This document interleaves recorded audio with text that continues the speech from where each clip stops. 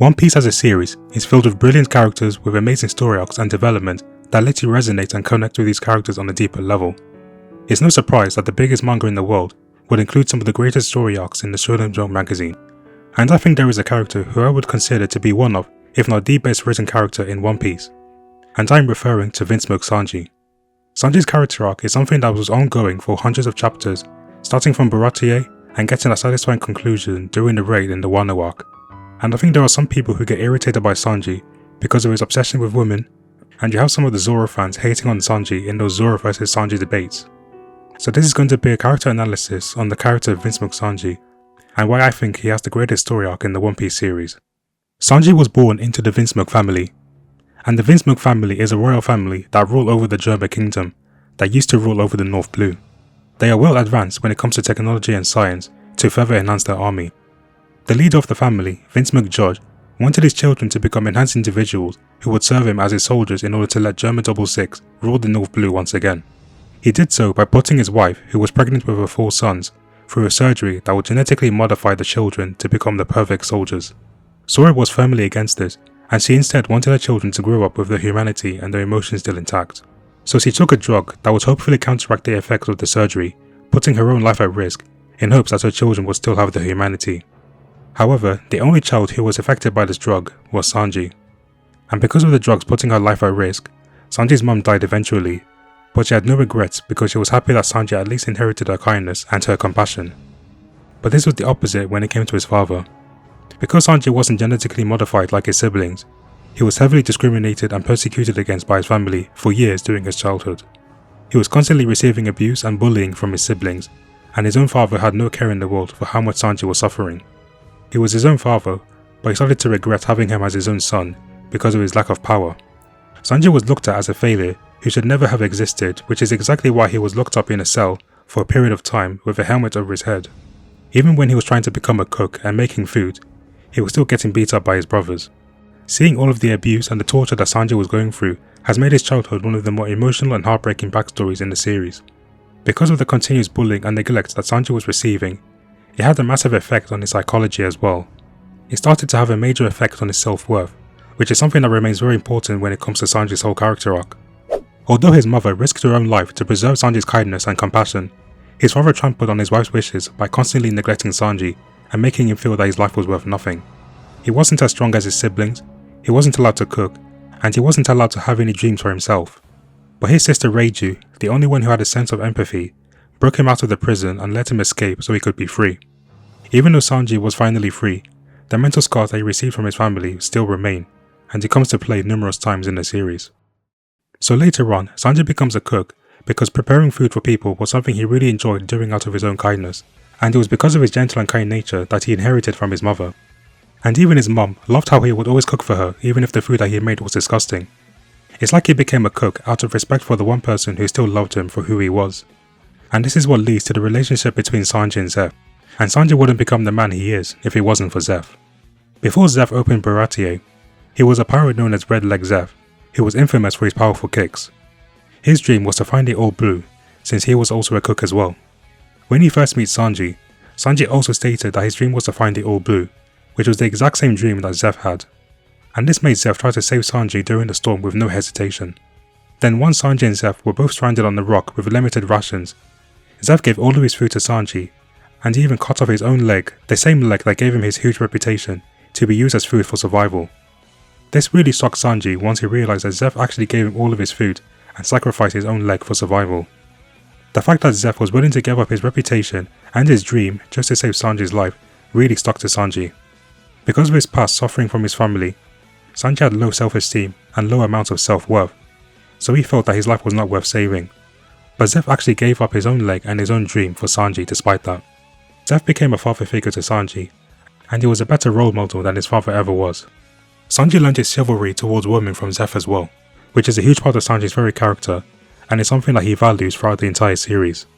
Before he learned his chivalry from Zeph, Sanji was actually fine with hitting women, and that type of mentality might have stemmed from all of the abuse that he received from his family that made him think it was okay for him to hit men as well as women, because his father never taught him the proper values of being a man. But Zeph was really serious about the importance of being chivalrous towards women, and the reason Sanji sticks to that core value is because Zeph has done so much for him that this is his way of repaying his debt to Zeph. Zeph prioritized saving his life over his own dream, and that is why Sanji swears to never hit a woman. Because hitting a woman will not only go against Sanji's integrity, but is the ultimate form of disrespect to the man who gave his life meaning. The same also applies to his fighting style. Sanji never uses his hands in combat because he is a cook before anything. He refuses to get his hands dirty in a fight or risk any injuries to his hands because he values his duty as a cook over anything else, and that was because of his father figure Zeph, and also from the times where his mother was the only person who appreciated his cooking. Then by working with Zeph as a chef on the Baratie, he also gave up his dream of finding the Old Blue, because he felt that he needed to repay his debts to Zeph after how much he has done for him. And this is where Luffy and the Straw Hats first meet him. Luffy asked Sanji to join his crew because he saw how great of a cook he was and how kind of a person he was when he made food for Gin when no one else wanted to. Sanji declines the offer because again, he was trying to repay the debt to Zeph by sticking to his side for the rest of his life. This is what differed Sanji from Luffy and Zoro, and it was from meeting the two of them where we see another change in Sanji. The importance of dreams and ambition was a major theme in this arc, and it's important for Sanji's development. Starting with Zoro, his dream was to become the world's greatest swordsman. It is his greatest ambition, and during his fight against Mihawk, even though Zoro was no match for Mihawk, Zoro would rather die than admit defeat. Being the greatest swordsman is something he also promised his childhood friend, so that is why he would risk his life achieving his dream of becoming the strongest. Even Luffy didn't interfere with the fight, because he knows how important dreams are to a person. After Zoro loses to Mihawk, Sanji was still confused on why Zoro would risk his life for the sake of achieving his dream. He instead tells him to abandon his dream because at least he wouldn't have to put his life in danger.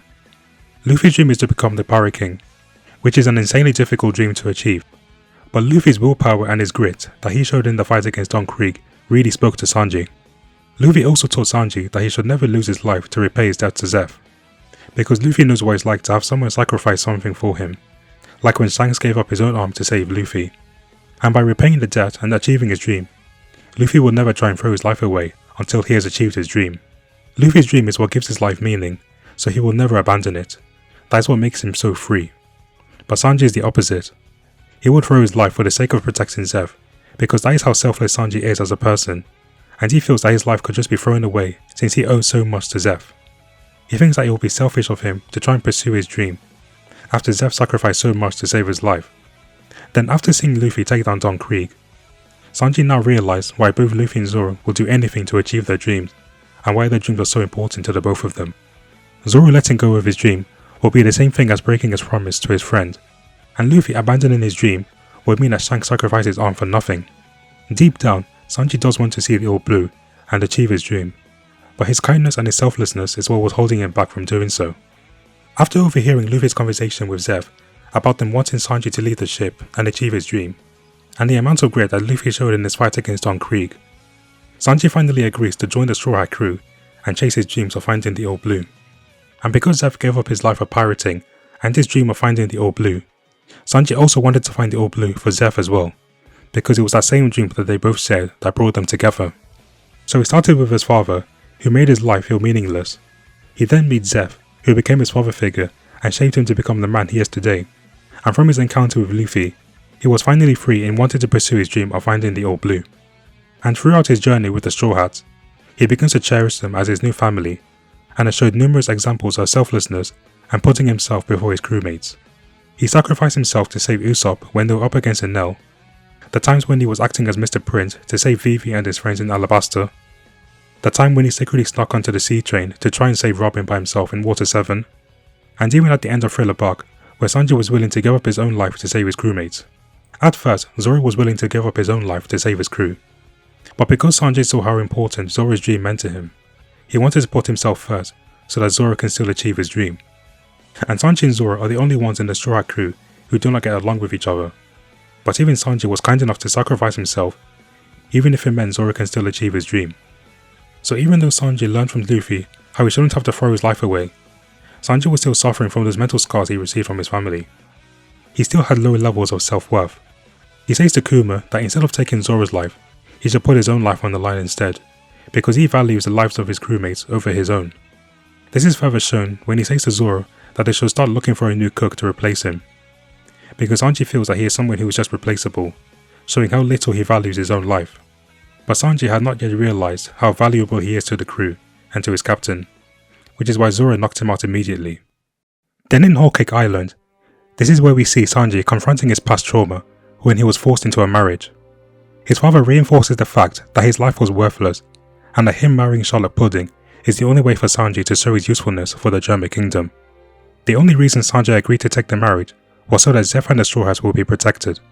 This is yet another example of Sanji always putting himself before others and always trying to solve problems by himself and not leaning on other people for help.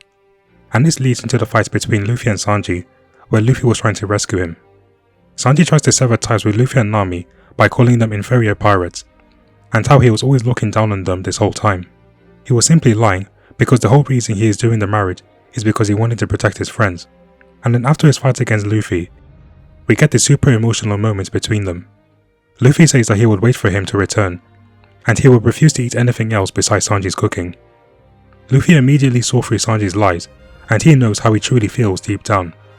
Even though Sanji gave Luffy all of that pain, Sanji is the one who's actually suffering the most. He is trying to bear all the burden on himself, because that is the core of Sanji's character, his selflessness. Luffy makes him realize just how valuable he is when he says that he cannot become the king of the pirates without Sanji at his side. For the majority of his childhood, his family made him feel like his whole life was a failure.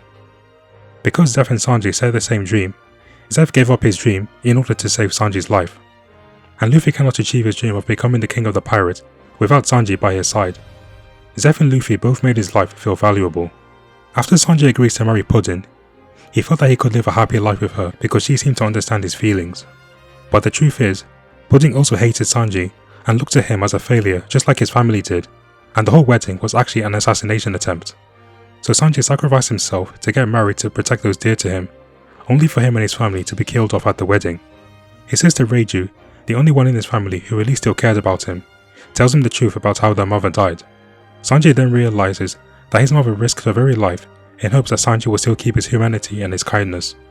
Even though he hates his brothers and his father, he still wants to save them despite all of that, because deep down Sanji is a very kind person. And that was the result of his own mother risking her very life to keep his humanity intact. This leads to Sanji meeting up with Luffy again to feed him, and this is where Sanji finally expresses how he truly feels, and likes to return to the Thousand Sunny back to his crewmates who make him feel valuable. And instead of trying to solve his problems himself, he finally leans on Luffy for help, showing growth in Sanji's character.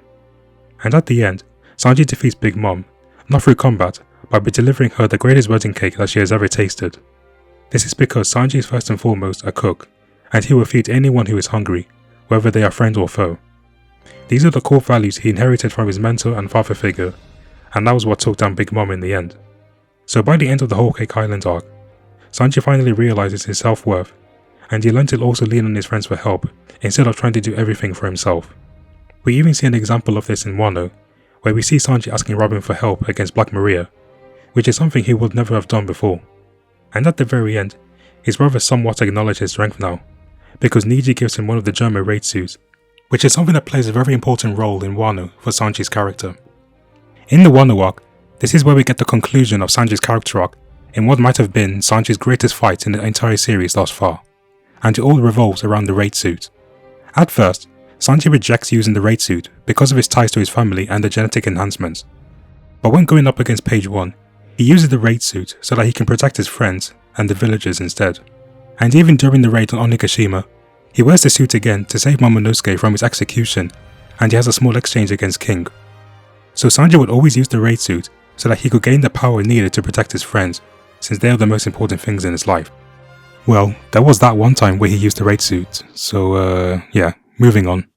So after using the raid suit several times, Sanji's body starts to change, and this was the result of the raid suit awakening his genetic enhancements that was suppressed by the drugs his mom was taking.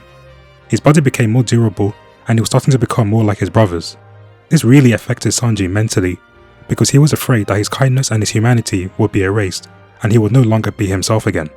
Him becoming an emotionless soldier would mean that his mom actually died for nothing, and this is what was going through his mind. He even thought that he actually hit a woman for the very first time, which goes against everything that he stood for. So all of this was heavily weighing on his mind, and the reason for all of this was because of the raid suit he received from his brother. Sanji had to make a final decision on how he wants to live his life, and how he wants to serve the Straw Hats. Will he stay as his normal self, who cannot bring himself to hurt a woman because of his strong values?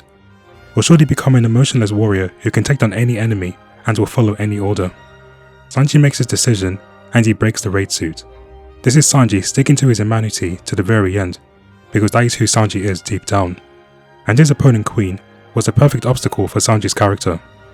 Because with Queen, just like Germa, he relies on science and technology to enhance his abilities, and he also had a connection with Sanji's father when they used to work with a science group known as MADS. Queen had the abilities of all of Sanji's brothers and even his own stealth ability, so Queen was serving as the representation of the reliance of science, Germa, and their modifications. But Sanji, sticking to his humanity and his morals, he instead uses his genetically modified body to protect those he cares about, and by combining his Yabo Jambe with his enhanced exoskeleton, Sanji awakened a new ability called Ifrit Jambe. He was then able to easily take down Queen with all of his scientific enhancements with this new power. So Sanji defeating Queen so that Sanji had finally overcame his past trauma of being associated with the Germa family, and because he still kept his humanity and his kind nature, it meant that in the very end, his mom didn't die in vain. And that was the character arc of Sanji, a man with a tragic past which had effects on his lack of self-worth, always trying to put himself before others and repaying his debts to the people who gave his life meaning, to realizing how valuable he is to his friends and how he should always learn to lean on their shoulders too, and then to finally overcome his past by choosing to become a human cook who sticks to his values rather than become a heartless product of science and technology. It's an incredible story with a lot of depth and development that spans for hundreds of chapters leading up to the conclusion in Wano, making it one of, if not the greatest character arc in One Piece. And also, before this video ends, I want to give you guys a big thank you for 500 subscribers. I put a lot of time and effort into each of my videos, and just seeing your positive comments, that's what really keeps me going. So I'm just going to keep grinding, keep expanding, and just keep giving out more content for you guys. And yeah, the only way is up from here. So yeah, I just want to thank you guys for 500 subscribers, because it really means a lot. And if you guys enjoyed this video, please leave a like, as it really helps the channel. And if you guys like to see more of my anime content, please subscribe for more. And I'll see you guys in the next video.